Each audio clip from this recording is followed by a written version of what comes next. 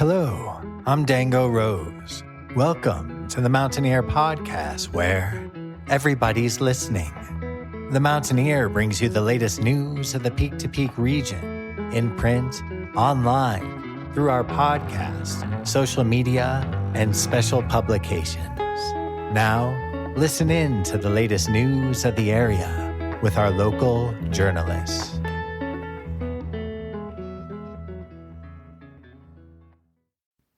Hello there, everybody. My name is Jamie Lammers, and welcome to the Mountaineer Podcast, where today I am bringing you the conclusion of our audio library series, The Mines, brought to you by its original author, Christopher Kelley.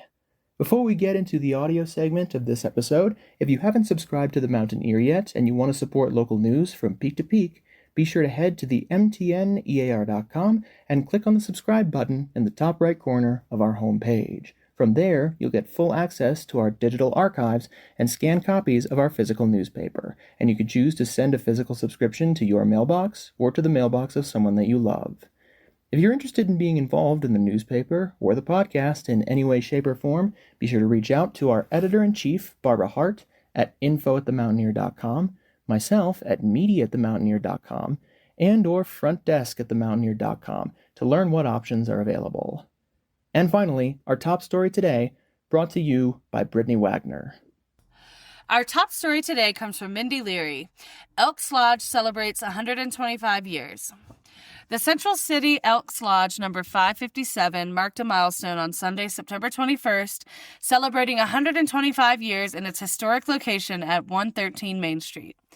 The afternoon gathering brought together members, neighbors, and supporters for food, raffles, and reflections on the lodge's long presence in the community. "We are super proud to be celebrating 125 years as a lodge," said Exalted Ruler Joe Seeger, addressing the crowd.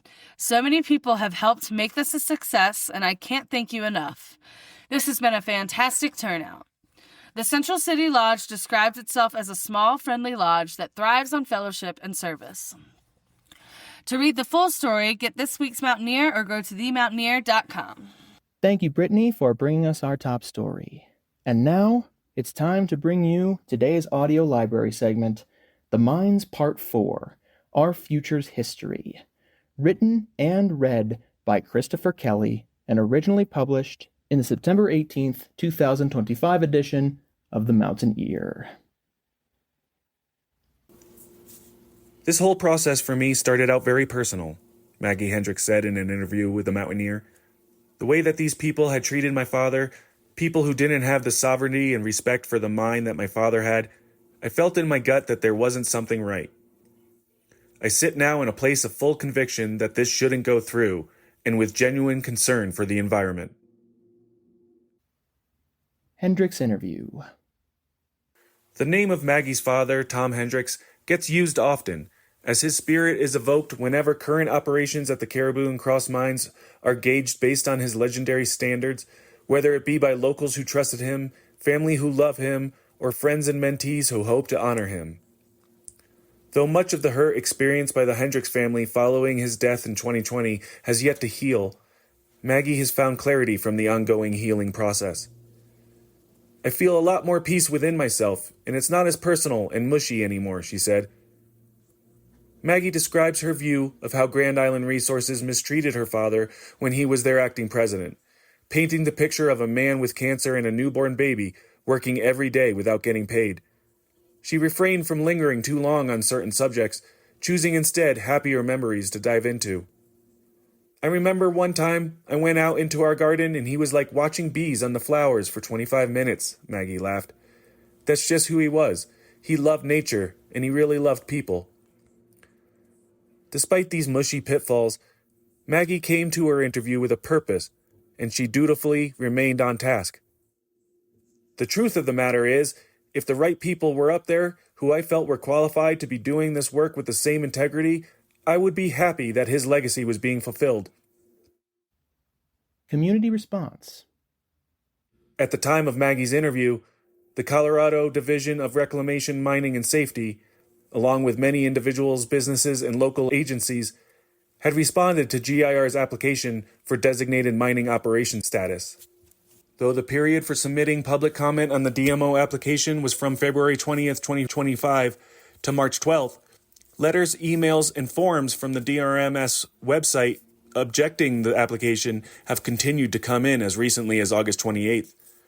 Included in the over 500 objections is the Town of Nederland's letter of concern, which indicates regional concerns in regards to the issue of runoff traveling from the mine site to Coontrack Creek, into North Beaver Creek, into Middle Boulder Creek, then into Barker Reservoir. The City of Boulder, in their letter of opposition, wrote, "The mining operations and associated discharges are located directly upstream from Boulder's intakes on North Boulder Creek and Barker Reservoir, which provide 2/3 of the city's drinking water. GIR's proposal to conduct underground mining, stoping, drilling, blasting, groundwater dewatering, and mine wastewater treatment presents significant threats to the hydraulic balance and ground and surface water quality," the letter stated. In the words of DRMS, there are 124 questions for clarification and adequacies, inaccurate and disingenuous documents, antiquated data, and overall incomplete permit application points, Maggie Hendricks said during her interview, putting emphasis on the number. Hendricks cited DRMS's concerns regarding GIR's lack of analysis on the impact of blasting, lack of a dewatering plan, lack of a groundwater flow model, and their directive to GIR to have their proposed environmental protection plan completely rewritten. To me, this shows that they have zero idea of how they are going to protect the environment, Hendricks said. The company responds. There's a misconception that because we're a corporation that my personal values are out the window, and that just cannot be further from the truth. Tawana Bain, CEO and chairwoman of American Clean Resources Group, said in an interview with The Mountaineer, describing her past working in stream restoration, caring for the sustainability of watershed vegetation, fish, and other wildlife. In addition to its promises of advanced energy solutions and responsible mineral processing, Bain mentioned that ACRG would be able to provide job opportunities and infrastructure improvements, as well as some more outside-the-box ideas, including allowing backcountry skiers certain access to their land and bringing back the historic Miners' Days event. Trails, cookouts, rebuilding Caribou, the sky is the limit of what can be done so long as we're all willing to be cooperative. Bain also addressed allegations of GIR operating in a shadowy manner, particularly in regards to its legal standing and its authority to conduct business in the state of Colorado. In their letter of opposition, the City of Boulder inquired whether GIR's statement of foreign entity was still valid in Colorado due to losing its certificate of good standing in the state of Wyoming, where GIR is registered, due to a delinquency in its filings. I was not happy when I read that GIR's registration with the Secretary of State had expired in Wyoming. I am happy to say that as of today, that has been rectified and has been addressed, Bain said during her interview, before offering the explanation that short staffing at the mines created an issue and the registration fell through the cracks. GIR and those who serve or have served as the higher-ups within the company, mainly Richard Matash and Alfred F. Garriotz II, have all faced scrutiny due to the seemingly clandestine nature of GIR's inception and to the ongoing legal battles fought by the company brass.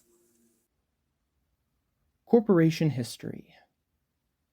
On April 22, 2020, the state of Colorado received a cross-mine succession of operator application, indicating that GIR would succeed Kelley Resources Colorado Incorporated in holding claim over the mines.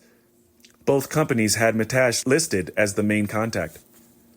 Such practice of continuously forming new entities is typically performed for tax purposes, sometimes to separate particular high-risk operations to save the parent company from liability and to protect profitable operations from risky new ventures, which could explain the formation of Nederland Mining Consultants, GIR, and possibly ACRG as well. There is also the opinion, shared by Maggie Hendricks and some Nederland community members, that ACRG exists with Bain at the helm because of her partner, Garriotz, and Matash's reputation and questionable standing with the Securities and Exchange Commission. In 2011, Matash received a permanent bar of all registration capacities by the SEC due to violations of the Exchange Act and Rule 10b-5 and violations of the Advisors Act. 1 year prior, Matash earned a civil injunctive action from the SEC due to being part of a $34 million hedge fund fraud that affected investors in the U.S. and Canada. Matash and GIR were also named in a 2024 lawsuit from United Rentals Incorporated of North America for a breach of contract. GIR, NMC, and Garriott's, along with Standard Metals Processing Incorporated and Sustainable Metal Solutions LLC, were named in a 2024 lawsuit by Don McCoy regarding labor standards and the Fair Labor Standards Act. And in 2023, a business governance and securities case was filed by Michael Markowitz against Bain, Garriott's, Derby Diversity Summit LLC, and Sustainable Metal Solutions LLC. The case was dismissed. Health and Safety Director speaks. In general, I've been treated with honesty and respect, Health and Safety Director and General Mine Foreman Riley McAllister told the Mountaineer about being employed at GIR. I have a pretty strong opinion on how to treat the environment and how to treat people, and I stand behind them fully. McAllister was raised in Evergreen and moved to Nederland 6 years ago. He is from the new generation of Nederland miners and one of the few GIR employees still toiling up at the mines.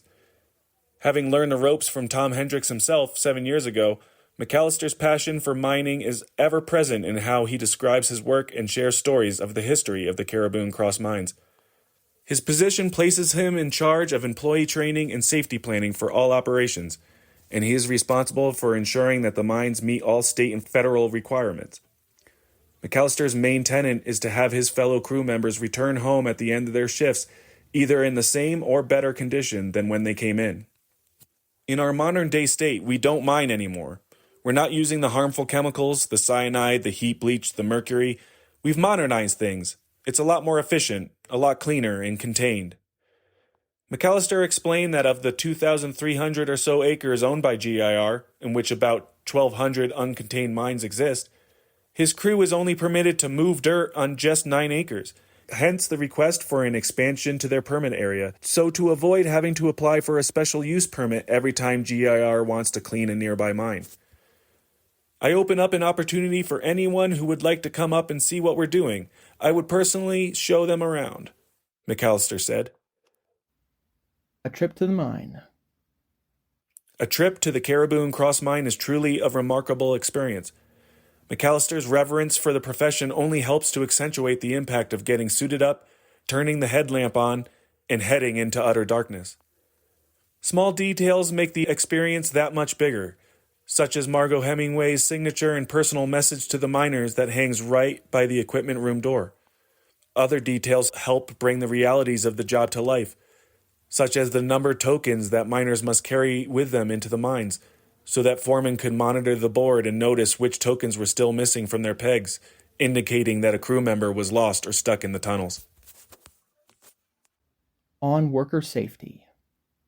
In the summer of 2021, GIR hired Marissa Dwyer as a geotechnician, who began by splitting core samples from their above-ground drilling operation. Soon after, GIR shifted gears and began having the core samples crushed, presumably to save money on shipping costs. The operation consisted of Dwyer and others using machinery to crush the samples into a fine dust within a small room. When you do that, it produces a lot of silica dust, Dwyer explained in an interview with the Mountaineer. So they had this ventilation system that they had put in by someone who worked there. It was designed where you would have one fan open all the time that was meant to suck up all the dust, but it didn't really work, so the dust would just cloud up in that small room. Instead of addressing the issue, Dwyer said that floor fans were set up that would blow the silica dust into the adjacent parking lot and out onto Caribou Road. Silica dust is a carcinogen that has been linked to certain lung diseases, including lung cancer and silicosis in cases of prolonged or excessive exposure. The risks of disease and of permanent lung damage depends on many factors, including the size of the dust particles and the percentage of crystalline silica within the dust. They had a dust collector hooked up to the system, and I decided to go look at it, and it said right on it, "For wood dust only, do not use for silica dust." Dwyer detailed how, after notifying her supervisors of the issue, she was moved to another project, cataloging Tom Hendricks' old maps. After a month, she was told that her position had been eliminated, which came of little surprise to Dwyer, as her direct supervisor had accidentally sent her text messages indicating that Dwyer could be fired without explanation due to Colorado being an at-will employment state. I think a lot of people are scared of them in a way, Dwyer said when asked if any fellow employees spoke up. And we were in employee housing. When they fired me, they gave me 5 days to move out. A lot of people don't want to lose both their job and their housing at the same time. This experience ruined both Dwyer's burgeoning mining career and her time in Nederland, as she was unable to find housing and had to eventually move out of state. Dwyer provided videos of the small room, the ventilation system, fans, and dust collector. She recounted speaking with 2 supervisors, though she was unsure of their names. McAllister was mentioned, but only in the context that she knew of him and was not implicated in being involved with this issue. The Mountaineer reached out to both McAllister and Bain regarding this matter. At the time of publication, Bain has not responded. McAllister responded to the Mountaineer's request for comment after publication. McAllister stated, "The claims made by the former employee are wholly inaccurate and misleading. To clarify, training and certification. Every single employee at the site was fully trained and certified through Mine Safety and Health Administration. In addition, all employees who operated the crushing unit were certified under official MSHA documentation filed with the U.S. Department of Labor. Suggesting that individuals were untrained is categorically false. Ventilation and safety measures. The crushing unit operated with ventilation systems that met MSHA standards.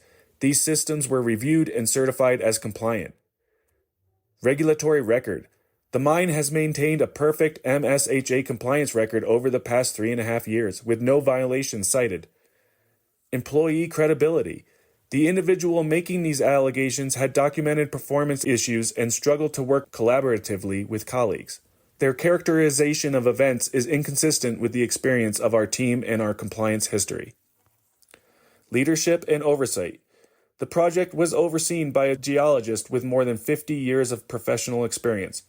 We also maintained a partnership with the Colorado School of Mines through a student work program, further ensuring a culture of professionalism, accountability, and adherence to best practices. We stand by the record. This operation was conducted in full compliance with safety and training requirements, and any suggestion otherwise is not supported by fact. If you wish to speak directly with current employees who can share their first-hand experiences working under these standards, we would be glad to facilitate introductions. We invite you back up to see our training program and the crushing room that was mentioned. Thank you again for your time." Where things are now. This story, spanning over 1.5 centuries, is not yet over. The fate of the Caribou and Cross mines remains to be written, as DRMS has yet to schedule the public hearing regarding the final vote on the DMO application. ACRG continues work on finalizing the succession over GIR and on acquiring the mines, predicated on the success or failure of the pending DMO application. On August 26, ACRG filed a Form 10-K with the SEC, providing them a summary of their financial performance and their goals, primarily for their Tonopah property in Nevada, in addition to explaining their delinquent filings to the state of Wyoming and stating their intention to perform permitted custom processing toll milling, which is the crushing operation described by Dwyer. Listed under risk factors, ACRG states that it does not have enough cash to fund operations or reduce debt, does expect to incur losses for the foreseeable future, does not have a lot of assets, and has roadblocks in the form of deeds and pledges on the assets it does have. We have not generated revenue from our toll milling services to date, and there can be no assurance that our plans for permitted custom processing toll milling will be successful, ACRG wrote. We have had net losses for each of the years ended December 31st, 2024 and 2023, and we have accumulated a deficit as of December 31st, 2024 of $113,553,937. Virtually all of the company's assets are encumbered or pledged under senior secured debt that is in default. These conditions raise substantial doubt about our ability to continue as a going concern. In the event we are unable to obtain additional capital, we may be forced to cease our search for additional business opportunities, reduce our operating expenditures, or to cease operations altogether. There is no indication as to how this information will affect ACRG's attempted operations at the Caribou and Cross mines, just as there is no guarantee that ACRG or GIR or NMC, or Kelley will be the last iteration of companies seeking control over Tom Hendricks's Holy Land. As for whether the town of Nederland is truly done with mining and ready to put to bed the industry that raised it, only time will tell. Thank you so much, Christopher, for bringing us the final part of your Incredible Minds series. I'll be back very soon with another episode of the Mountaineer Podcast. In the meantime, if you want to share this episode or others around with whoever you see fit, be sure to head to our Mountaineer Media homepage section. From there, you can listen to the podcast on Buzzsprout through its embed or wherever you get your podcasts, including Apple Podcasts, YouTube, Spotify, and Podchaser. You can also find our Facebook and YouTube, and you can follow us on Instagram at mtn.ear. Again, if you're interested in being involved in the Mountaineer newspaper or podcast in any way, shape, or form, be sure to let us know by emailing info@themountaineer.com, media@themountaineer.com, and or frontdesk@themountaineer.com. And finally, head to our community calendar section on our homepage to learn more about events that are coming to your community and submit events of your own. I'll see you guys next time. Have a great rest of your day. And that's it for our show. Subscribe online to get more access to more news, weekly updates to our community calendar, and a link to our YouTube channel by visiting themountaineer.com. Be sure to use the coupon code PODCAST when subscribing for a 10% discount, only available to our listeners. If you are in the local peak-to-peak area, be sure to pick up a print edition of The Mountaineer at a local business. I'm Dango Rose. Thank you for listening.